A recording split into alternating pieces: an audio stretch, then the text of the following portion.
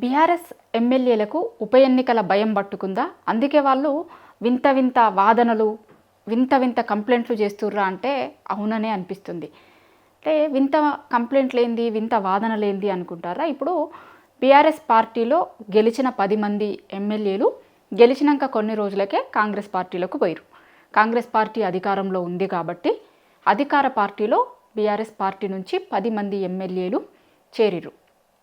So దాని మీద BRS party కోర్టులో అనర్హత వేటు పిటిషన్ని వేసింది.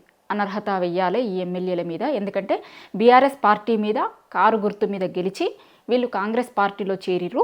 పార్టీ ఫిరాయింపుల చట్టం ప్రకారం వీళ్ళ మీద అనర్హత వేటు వెయ్యాలి అనేది బీఆర్ఎస్ పార్టీ వాదన. సరే, దాని మీద హైకోర్టుకు పోయిర్రు, అక్కడ నుంచి సుప్రీంకోర్టుకు కూడా పోయిర్రు. సుప్రీంకోర్టులో కేసు పెండింగ్లో ఉంది, కేసు నడుస్తుంది. చాలాసార్లు కూడా సుప్రీంకోర్టు ఇక్కడ ఉన్నటువంటి రాష్ట్ర ప్రభుత్వం తరపున వాదిస్తున్నటువంటి లాయర్ని, మీకు ఇంకా ఎన్ని రోజులు టైం కావాలి ఈ ఇష్యూ మీద, దీనిపైన మీరు సమాధానం చెప్పండి అని గతంలో కోర్టులో కేసు ఇష్యూ సందర్భంగా కోర్టు ఇక్కడ రాష్ట్ర ప్రభుత్వం తరపున ఈ ఎమ్మెల్యేల తరపున వాదిస్తున్నటువంటి లాయర్లను అడిగింది. చాలా రోజులైతుంది, ఇప్పటివరకు మీరు కనీసం నోటీసులు కూడా ఇవ్వలేదు ఈ 10 మంది ఎమ్మెల్యేలకి, ఏం చేస్తున్నారు అని కోర్టు ప్రశ్నించింది. ప్రశ్నించిన తర్వాత అసెంబ్లీ సెక్రటరీ ఈ 10 మంది ఎమ్మెల్యేలకు నోటీసులు ఇచ్చారు. ఎందుకు పార్టీ మారినటువంటి ఇష్యూ పైన నోటీసులు ఇచ్చారు.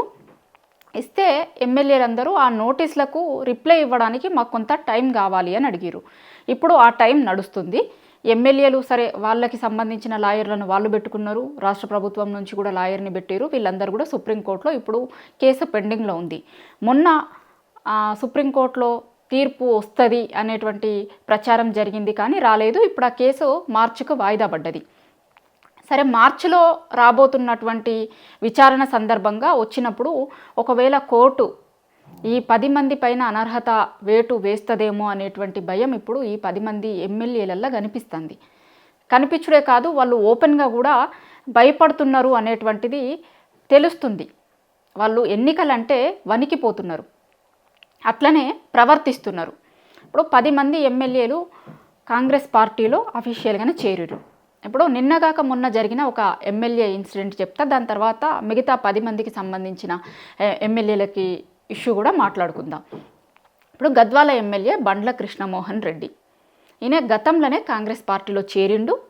సీఎం రేవంత్ రెడ్డి సమక్షంలో వాళ్ళ జిల్లా మంత్రి జూపల్లి కృష్ణారావు ఇంకొక వాళ్ళ జిల్లాకి సంబంధించిన కొంతమంది నాయకులను వెంటేసుకొని పోయి అఫీషియల్గా ఆయన కాంగ్రెస్ పార్టీ కండువా కప్పుకున్నాడు. రేవంత్ రెడ్డినే కండువా కప్పిండు.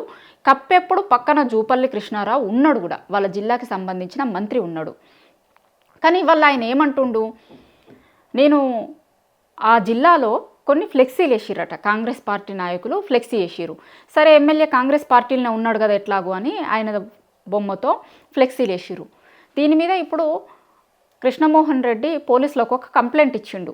ఏంటంటే, కాంగ్రెస్ పార్టీ నాయకులు నా ఫోటో వాడుకుంటున్నారు, అట్లా వాడుకోవద్దు కదా, నేను బీఆర్ఎస్ ఎమ్మెల్యేను, నా ఫోటోను కాంగ్రెస్ పార్టీ ఎట్లా వాడుకుంటుంది, వీళ్ళ మీద చర్యలు తీసుకోండి అని కంప్లైంట్ ఇచ్చిండు.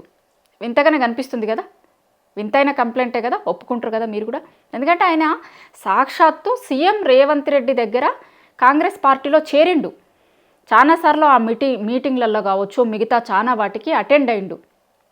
కాంగ్రెస్ నాయకులతో తరచూ వాళ్ళు సంప్రదింపులు ఉన్నారు, అంతా జరిగింది. కానీ ఇవాళ ఏమంటాడు ఆయనే, నేను అసలు కాంగ్రెస్ ఎమ్మెల్యేని కాదు, నా ఫోటోని ఎట్లా వాడుకుంటారు వాళ్ళు, కాంగ్రెస్ కార్యకర్తలు వాళ్ళు వేసుకున్న ఫ్లెక్సీలో వాడుకున్నారు, దీని మీద చర్యలు తీసుకోండి అని పోలీస్ కంప్లైంట్ ఇచ్చిండు.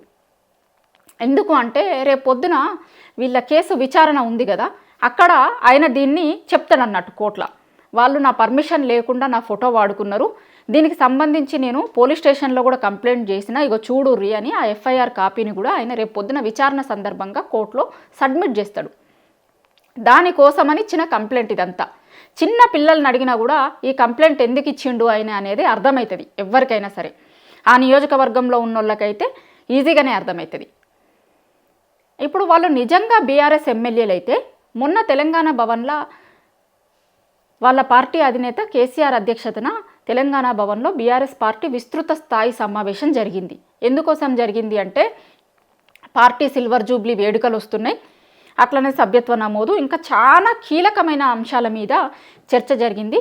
దానికి ఆ పార్టీకి సంబంధించిన ఎమ్మెల్యేలు, ఎమ్మెల్సీలు, మాజీ ఎమ్మెల్యేలు, మాజీ ఎమ్మెల్సీలను, మాజీ ఎంపీలను కూడా పిలిచిర్రు. ఒకవేళ ఈయన బీఆర్ఎస్ పార్టీ ఎమ్మెల్యేనే అయితే ఆ రోజు మీటింగ్కి రావాలి కదా, ఎందుకు రాలేదు? ఇప్పుడు ఆయన బీఆర్ఎస్ ఎమ్మెల్యేగా క్లెయిమ్ చేసుకుంటుండు కదా. బీఆర్ఎస్ ఎమ్మెల్యేలను పిలిచినప్పుడు ఆ రోజు తెలంగాణ భవన్ మీటింగ్కి ఎందుకు రాలేదు? వీళ్ళు బీఆర్ఎస్ ఎమ్మెల్యేలు ఎట్లయితారు?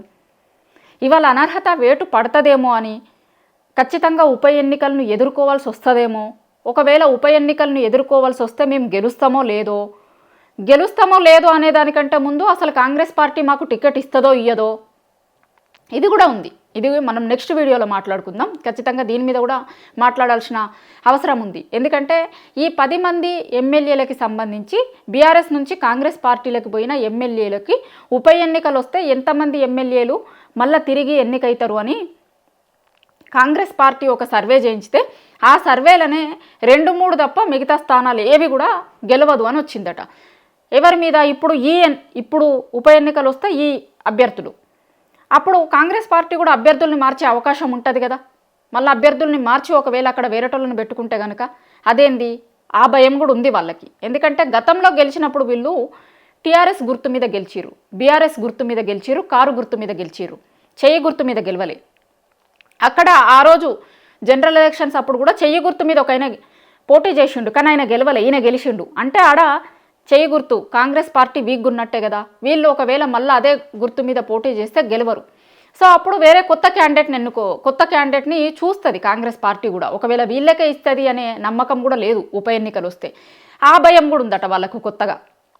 అట్లనే వీళ్ళు రకరకాల వింత వాదనలు తీసుకొస్తారు ముందుకి. గతంలో ఏమన్నాడు దానం నాగేందర్? అవును, నా ఇంట్లో కేసీఆర్ ఫోటో పెట్టుకున్నా తప్పేముంది అన్నాడు. వీళ్ళందరూ కూడా ఇప్పుడు కేసీఆర్ ఫోటో పెట్టుకుంటే తప్పేంది, లేదు మేము బీఆర్ఎస్ ఎమ్మెల్యేలమే అని మాట్లాడుతున్న వాళ్ళందరూ కూడా అనర్హత పిటిషన్ ఎదుర్కొంటున్న వాళ్ళే. దానం నాగేందర్, గతంలో గూడెం మహిపాల్ రెడ్డి ఆయన కూడా సేమ్ అన్నాడు. అవును, నా క్యాంప్ ఆఫీస్లో కేసీఆర్ ఫోటో ఉంది, ఉంటే తప్పేంది, మాజీ సీఎం, ఆయన తెలంగాణకి ఎంతో చేసిండు, పెట్టుకుంటే తప్పేంది అన్నాడు. దాని తర్వాత దానం నాగేందర్ అన్నాడు. ఇంకా చాలా పొగిడిండు కూడా ఆయన అయితే. కేసీఆర్ బోలా శంకరుడు, ఏది అడిగితే అది చేస్తుండే, తెలంగాణ ప్రజల కోసం ఎంత దూరమైనా పోతుండే, తెలంగాణ రాష్ట్రం కోసం ఏదైనా చేస్తుండే, చాలా బోలా శంకరుడైనే. అట్లాంటి సీఎంని నేను ఎప్పుడు చూడలేదు, ఎవరిని చూడలేదు. అంతకుముందు రాజశేఖర్ రెడ్డి ఉండే, దాని తర్వాత కేసీఆర్ అట్లాంటి బోలా శంకరుడు అని స్టేట్మెంట్లు కూడా ఇచ్చిండు. దాని తర్వాత 2 రోజులకి అవును నా ఇంట్లో కేసీఆర్ ఫోటో ఉంది తప్పేంది అన్నాడు. దాని తర్వాత ఇప్పుడు గద్వాల్ ఎమ్మెల్యే, వీళ్ళందరూ కూడా బ్యాక్ టు బ్యాక్ ఎందుకు మాట్లాడుతున్నారు, మేము కేసీఆర్ ఫోటోలు పెట్టుకుంటున్నామనో, లేకపోతే మేము కాంగ్రెస్ ఎమ్మెల్యేలం కాదనో. ఎందుకంటే వీళ్ళందరూ అఫీషియల్గా కాంగ్రెస్ పార్టీలో చేరినోళ్ళు, కాంగ్రెస్ పార్టీలో చేరినట్టు ఎవిడెన్స్ ఉంది. సరే, దాని తర్వాత చాలామంది ఆ కండువాను అసలు కాంగ్రెస్ పార్టీ కండువా కాదు అని చెప్పిన వాళ్ళు కూడా ఉన్నారు, అట్లా మాట్లాడిన వాళ్ళు కూడా ఉన్నారు ఈ 10 మంది ఎమ్మెల్యేలల్లో. ఎందుకంటే అనర్హత పిటిషన్ వేయంగానే బీఆర్ఎస్ కోర్టుకు పోగానే వాళ్ళు లేదు మేము కాంగ్రెస్ పార్టీలో చేరలేదు, కాంగ్రెస్ పార్టీ ఎమ్మెల్యేలం కాదు అని చెప్తున్నారు వాళ్ళు. సో ఇవాళ ఉప ఎన్నికలు ఎదుర్కోవాల్సి వస్తుందేమో అనే భయంతో ఈ 10 మంది ఎమ్మెల్యేలు 10 రకాలుగా వింతగా మా ఫోటోలను అసలు కాంగ్రెస్ పార్టీ ఎట్లా వాడుకుంటుంది. మరి ఇన్ని రోజులు చాలా ఫ్లెక్సీలు వేసుంటారు కదా వాళ్ళ నియోజకవర్గంలో, అప్పుడు ఏ రోజు కంప్లైంట్ చేయని ఎమ్మెల్యే ఈ రోజే ఎందుకు కంప్లైంట్ చేస్తుండు? ఎందుకంటే కేసు విచారణ ఫైనల్ స్టేజ్లో ఉంది.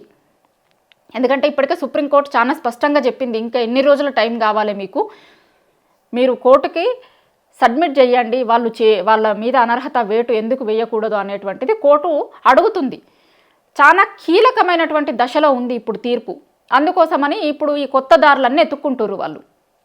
ఇప్పుడు ఎల్లుండి కోర్టులో విచారణ జరుగుతుంది కదా మార్చిలో, ఆ రోజు దీన్ని కూడా ప్రొడ్యూస్ చేస్తాడన్నట్టు ఆ ఎమ్మెల్యే. నాకు సంబంధం లేదు, అసలు నేను కాంగ్రెస్ పార్టీలో చేరలేదు, కావాలంటే చూడుర్రి వాళ్ళు ఫ్లెక్సీలు వేసుకుంటే నేను కంప్లైంట్ ఇచ్చినా అని ఎఫ్ఐఆర్ కాపీని కూడా దానికి జత చేస్తాడు.